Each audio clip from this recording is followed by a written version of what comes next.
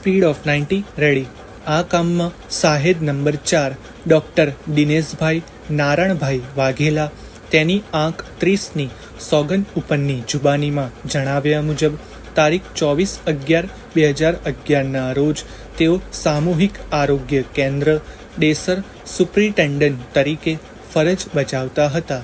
ત્યારે ડેસર પોલીસ સ્ટેશનના PSO પ્રતાપભાઈ જીવાભાઈ વણકર રહે ગોપરી તાલુકો સાવલીનાઓને ઈજા સંબંધી સારવાર કરી સર્ટી આપવા લેખિત યાદી સાથે મોકલેલા, જે યાદી તેઓએ સ્વીકારેલી, જે આંક 31થી રજૂ કરેલ છે.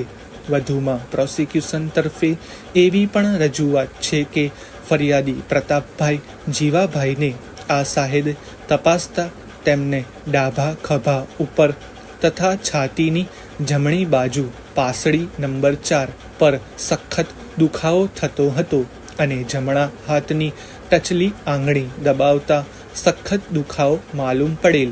ડાબા હાથની ટચલી આંગળી ઉપર સોજો માલુમ પડેલ. જમણા હાથના કાંડાના પાછળના ભાગે ચીરાઈ ગયેલ ચામડીવાળો ઘા અનિયમિત આકારનો 4 સેમી લાંબો અને 1/2 સેમી ઊંડો જણાઈ આવેલો. તેમના મત પ્રમાણે ડાબા હાથની ટચલી આંગળીના વચ્ચેના હાડકા ઉપર ફ્રેક્ચર હોવાનું જણાઈ આવેલ અને આ ઈજા ગંભીર પ્રકારની હોવાનું લાગેલ, જેથી તેમણે દર્દીને એક્સરે માટે મોકલેલા. પોલીસને સારવાર અંગેનું સર્ટિફિકેટ આપેલ, જે આંક 32થી રજૂ કરેલ છે. મેડિકલ ઓફિસર એવું જણાવેલ છે કે ગળદાપાટુનો તથા ધીક્કાપાટુનો આવી ઈજા થઈ શકે છે. પેરેગ્રાફ. મેડિકલ એવિડન્સ ધ્યાને લેતા ફરિયાદીને ડાબા હાથની ટચલી આંગળીના વચ્ચેના હાડકા ઉપર ફ્રેક્ચર થયેલાનું જણાવેલ છે, તેમજ ગળદાપાટુના મારથી આવી ઈજા થઈ શકે તેવું જણાવેલ છે. પરંતુ આંક 32થી રજૂ થયેલ મેડિકલ સર્ટી ધ્યાને લેતા આ કામના ઈજા પામનાર મેડિકલ હિસ્ટ્રીમાં આ કામના આરોપીએ તેમને ઈજા પહોંચાડેલ હોય તેવું જણાવેલ નથી અને આ હકીકત મેડિકલ ઓફિસર તેની ઉલટ તપાસમાં પણ કબૂલ કરે છે.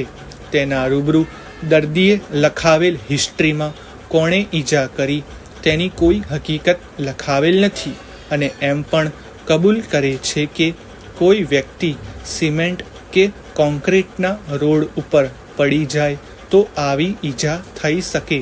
આમ ઉપરોક્ત હકીકત ધ્યાને લેતા આ કામના આરોપીઓએ ઈજા પામનાર ફરિયાદીને ઈજા પહોંચાડેલ હોય કે ગળદાપાટુનો માર મારેલ હોય તેવો કોઈ પુરાવો રેકર્ડ ઉપર આવતો નથી.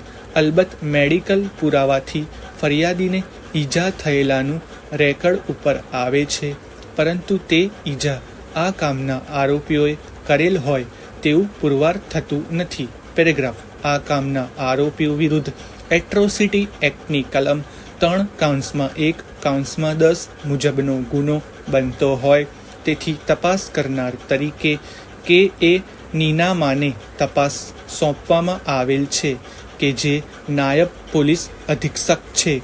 આ કામના આંક 26થી બનાવવાળી જગ્યાનું પંચનામું તથા આંક 27થી આરોપીની શરીર સ્થિતિનું પંચનામું રજૂ થયેલ છે, જે બંને પંચનામા બચાવ પક્ષે કબૂલ કરેલ છે. તે બંને પંચનામાઓ વંચાણે લેવામાં આવે તો પણ આરોપી વિરુદ્ધ કોઈ ગુનો બનતો હોવાનું શંકારહિત પુરવાર થતું નથી, કારણ કે ફરિયાદી કે જે ભોગ બનનાર છે